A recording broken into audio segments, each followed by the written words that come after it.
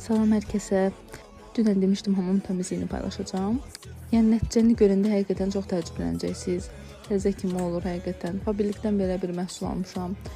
Fərqi açıq-aşkar göstərmək üçün neçə gündür bunu təmizləmirəm ki, video çəkim. Mənə baxmayın, çox sürtməyə ehtiyac yoxdur.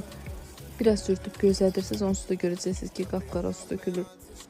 Beləcə sürtürəm, təmizləyirəm. Dünən diş fırçasına görə məni nələr dediniz. Amma ki, o süzgəci diş fırçasından başqa heç nə təmizləməyəcək.